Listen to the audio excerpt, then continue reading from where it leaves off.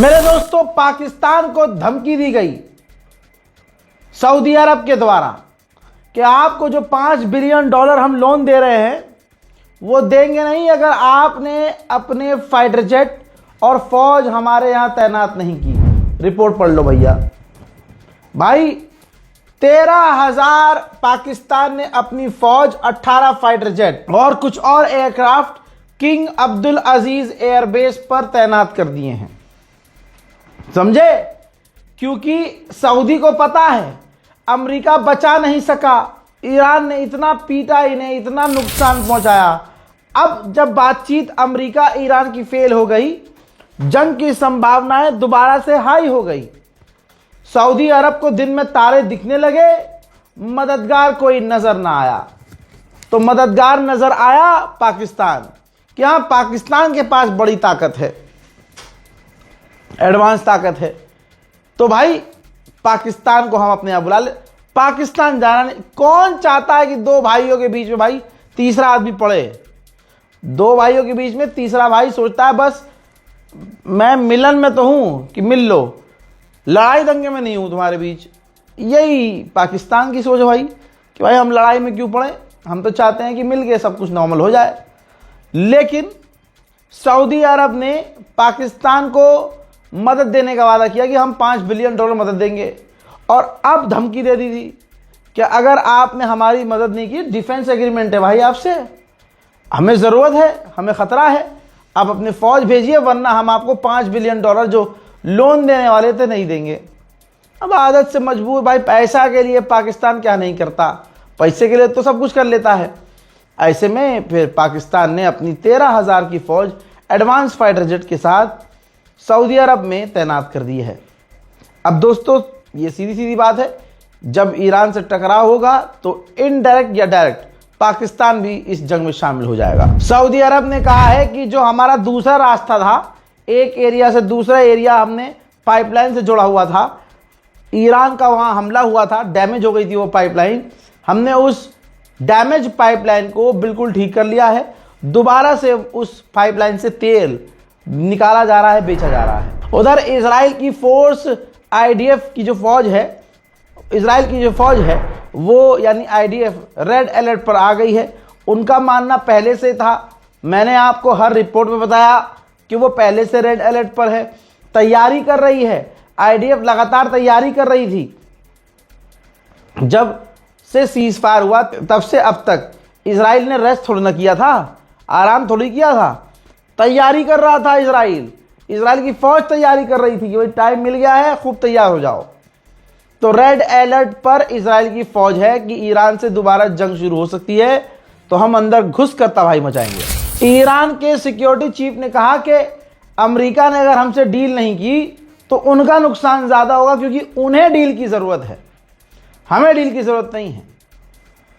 कहा कि straight of Hormuz से जितने भी जहाज गुजरेंगे उन्हें हमें पैसा देकर ही गुजरना होगा, इसके अलावा कोई दूसरा ऑप्शन नहीं है। और उन्होंने आगे ये भी कह दिया है कि आप कुछ भी कर लीजिए, हमें अमेरिका पर भरोसा नहीं है। ईरान के ऑयल मिनिस्टर ने ईरान स्टेट न्यूज़ को इंटरव्यू देते हुए कहा कि हमारी इंडस्ट्री, ईरानियन ऑयल इंडस्ट्री अगले कई महीने तक 80% मैक्सिमम स्पीड और लेवल पर काम करने को तैयार है, ताकि हम ज़्यादा से ज़्यादा तेल प्रोड्यूस कर सकें।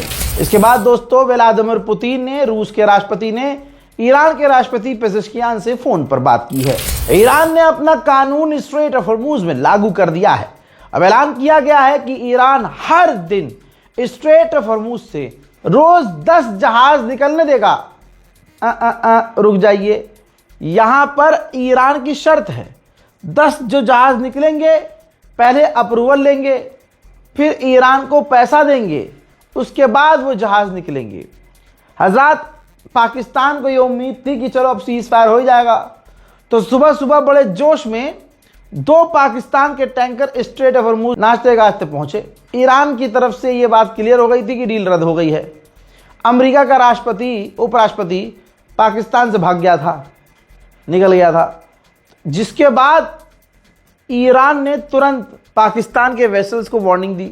2 वेसल्स आ रहे थे और कहा मुन्ना तुम जो भी हो, जहां से भी आए हो, इसी वक्त तुरंत रुक जाओ, वरना हमला करेंगे।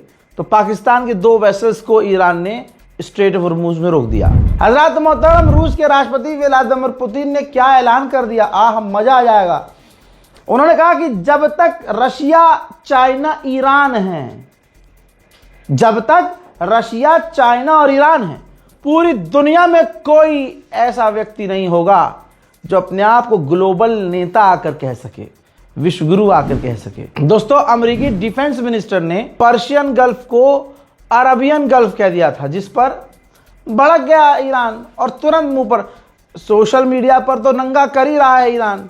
ईरान ने तुरंत भड़क कर जवाब दिया कि बेटा तुम्हारे बाप हैं हम, परदादा हैं हम, और बहुत पुराना पत्थर पर गुदा हुआ एक फोटो शेयर किया और कहा कि जो पर्शियन गल्फ है ना, वो तुमसे भी ज्यादा पुराना है। हमारा जो इतिहास है वो 2500 साल पुराना है, जिसका इतिहास मंगोल चेंज नहीं कर पाया, अलेक्जेंडर चेंज नहीं कर पाया, तो तुम किस खेत की मूली हो।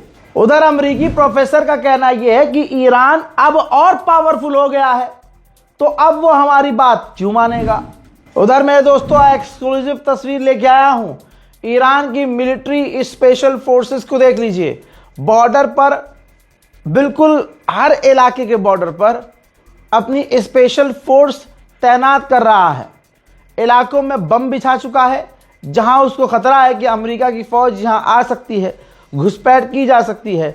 ईरान ने भी पिछले जब से सीज फायर है तब से अब तक बेहतरीन तैयारी कर ली है। हजरात, अगर जंग होती है तो ईरान का नुकसान किनारे कर दीजिए, पूरी दुनिया को तगड़ा नुकसान होने वाला है और तमाम अमेरिकियों की लंका लगने वाली है। CNN की रिपोर्ट पढ़ लीजिएगा, CNN में लिखा हुआ है साफ साफ के जंग दोबारा इधर कदमों में है, दोबारा शुरू होने वाली है और अमेरिका के अंदर महंगाई बढ़ती जा रही है। हजरात, अमेरिका के एनवॉय और जो सेंटॉम के कमांडर हैं जो पाकिस्तान में आए थे, बाद में ये भी चले गए।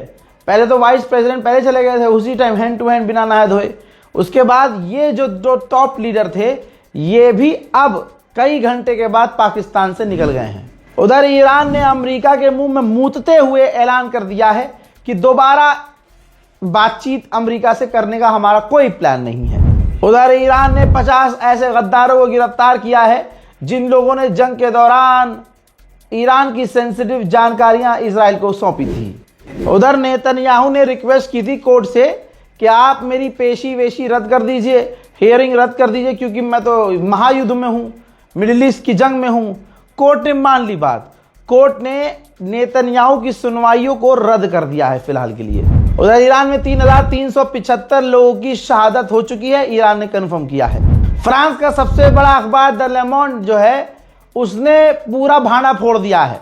उस अखबार ने बताया है कि डोनाल्ड ट्रंप के सबसे अच्छे नेगोशिएटर्स जो हैं वो बातचीत करने के बहाने सट्टा लगाए हैं, सट्टे मार्केट में पैसा लगाया है और अपनी जीत के लिए मतलब खुद ही सट्टा लगाया और खुद ही डील बेकार कर दी, जिससे जाहिर सी बात है पैसा उन्होंने जिधर लगाया था उन्होंने उस हक की बात करी और पैसा कमा रही है।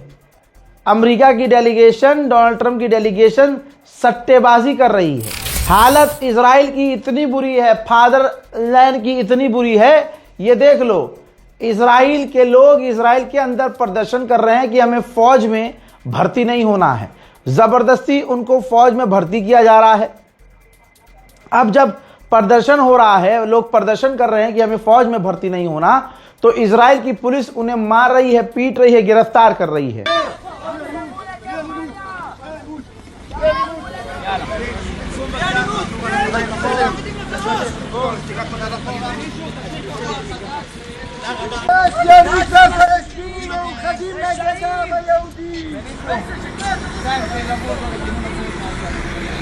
מסמידים כאן בדיוק כמו באושוויץ!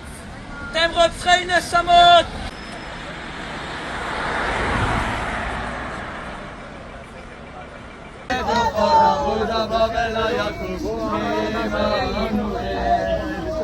בלי אלימות! זה עושה גיוס בלי עוצמות!